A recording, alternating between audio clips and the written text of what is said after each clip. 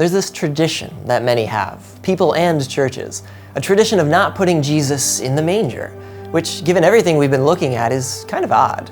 As we've mulled over all these aspects of the nativity scene, the many wonderful things that ensued from the fact that there was no room in the inn, we've repeatedly found ourselves pointing back to one thing, that as interesting or meaningful or beautiful as the different characters and parts of the story truly are, at the end of the day, they all simply point toward Jesus, the Savior, right there in the center of it all. And if that's the case, if this whole scene and everything that might be put into it are all in service of Jesus and directing us toward Him, why would we ever leave Him out? Well, maybe I should clarify. It's not that people totally leave out Jesus and, keep Him out of the picture. That would be, bad. But many do have this tradition of preparing during Advent by putting up their beautiful nativity, getting everything into place to be enjoyed and admired in the lead up to the big day, but not yet placing Jesus in the manger, not adding Him into the scene until Christmas, until that moment when He is born, when He truly enters our world.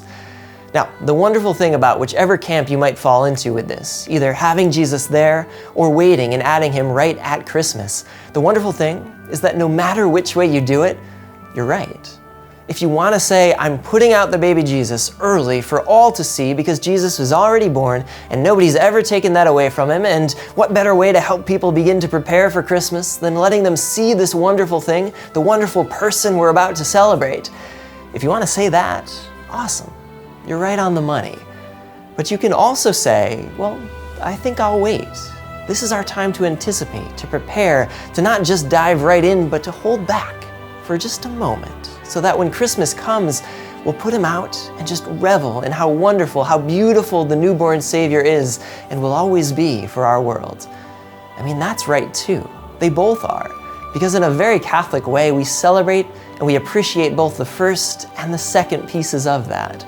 We rejoice in the fact that Jesus was born and lived and died and saved us, all that has happened and can't be disregarded, but also each and every year we remind ourselves of all the incredible steps, all the transformational moments that took place in the life of Jesus, and we walk through them again, reliving them, reappreciating their power and their wonder.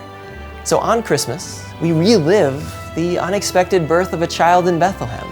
We re-experience and allow ourselves to be re-amazed by the simple but almost preposterous notion that the God of the universe, the creator of everything, allowed Himself to enter into time and space in our world as a helpless, fragile, newborn baby boy. He emptied Himself, humbled Himself, came as one of us because He knew that that was how He could save us. He knew that through this series of confounding events that would take Jesus, the Christ, all the way to hanging on a cross in Jerusalem, He would offer us something beyond anything we could ever imagine. And that gift, that salvation, that very chance we have to experience the joy, the freedom, the bliss of a true and eternal paradise, that comes to us directly from what Jesus did right here on this earth, in this life, a life we see entering our world on Christmas Day. All of that is wrapped up in those swaddling clothes, right there in that manger. And so with incredible joy, we look back and we remember that this has happened, but also we look ahead to the re-celebration of it, wanting once again to be reminded of it, wanting to revive its power in our hearts simply because it is and always will be such an incredible thing. How would we not want to recreate that each year, again and again and again? These final days of our Advent, this Advent with the Almighty then, are days in which we might eagerly find Jesus already there in the manger, recognizing what He's done for us, or we might still find an empty space for Him as we enthusiastically await His coming.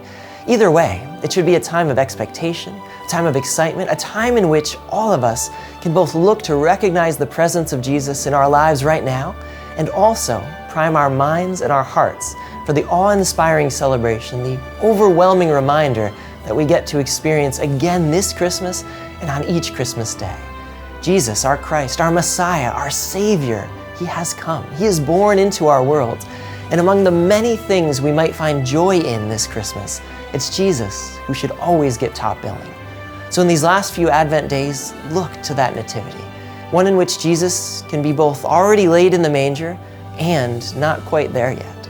Look to that nativity, to this truly incredible birth, and consider what it all means, what He means to you.